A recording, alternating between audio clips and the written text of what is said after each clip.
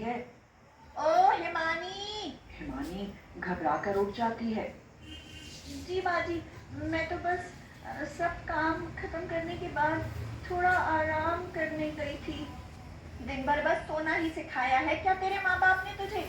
चल इधर आ, मेरे पैरों में मालिश कर दे। हिमानी के साथ रोज का सास का सितम होता रहता है।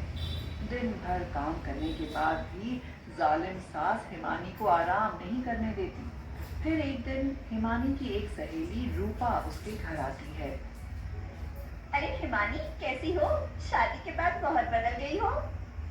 बदलेगी ही ना, दिन भर खा पी कर सोते जो रहती है।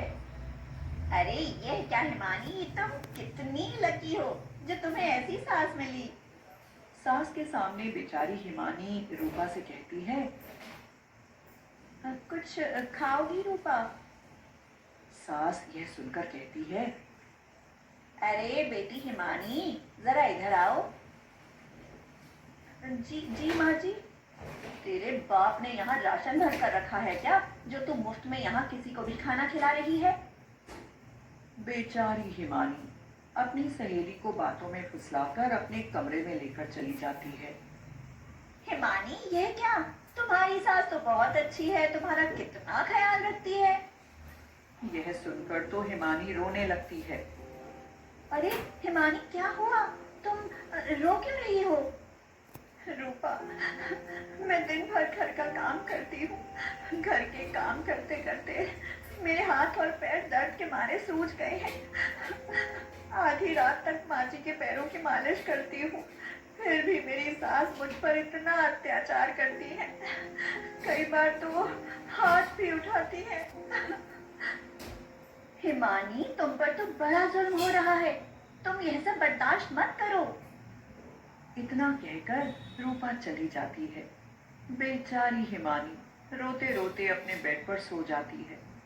इतने में सास की आवाज फिर आती है। अरे ओ किधर आ, टाइम मिला नहीं कि सो गई घोड़े बेचकर। दिन भर बस सोते ही रहा कर तू, हाँ नहीं तो। हिमानी घबरा कर उठकर आती है। जी जी माँ जी। अरे महारानी, रात में मेहमान घर आने वाले हैं, जाकर मेहमानों के लिए यह सब खाना बना। और सुन, खाना अच्छे से बनाना, हाँ, नाक न कटवा देना मेरी।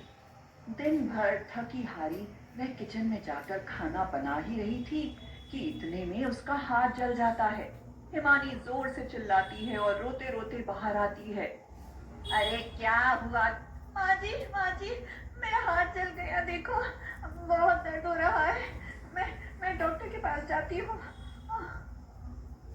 अरे काम चोर, काम नहीं करना तो हाथ जलाने का बहाना बना रही है। जाकर काम कर किचन में। हाँ।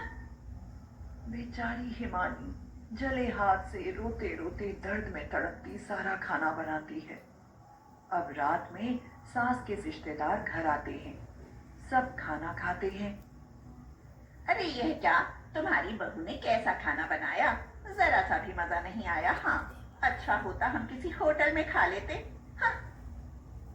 आज तूने सबके सामने मेरी नाक कटवा दी, तुझे मेरे ही नसीब में पड़ना था। हाँ। रात में अजय घर आता है। सास अपने बेटे अजय को उसकी बीवी की सारी दास्तान सुनाती है। अजय गुस्से में हिमानी से कहता है। ये क्या, तुमने खाना इतना गंदा बनाया आज। तुम्हारी वजह से आज माँ को कितना कुछ सुनना पड़ा। मैं तो तुमसे शादी करके ही पछता रहा हूँ। अगले दिन सुबह हिमानी अपने कमरे से बाहर आती है। अरे बहू, जरा इधर आ, घर में सब्जी खत्म हो गई है, जाकर बाजार से सब्जी ले आ। बेचारी हिमानी बुखार में गरम तवे की तरह तप रही थी। हाथ में गोटियों जैसे छाले आ गए थे। माँ जी, मुझे बहुत बुखार है, हाथ भी बहुत दर्द कर रहा है, मुझसे नहीं जाया जाएगा, आप ही ले आओ ना सब्जी। अरे वाह, मैडम की हिम्मत तो देखो, मुझे बाजार भेज रही है। जाकर सामान ले आ, नाटक मत कर अब। पता है मुझे, बहुत बीमार हो गई है तू। हाँ? हिमानी मार्केट चली जाती है। सब्जियां लेते लेते उसे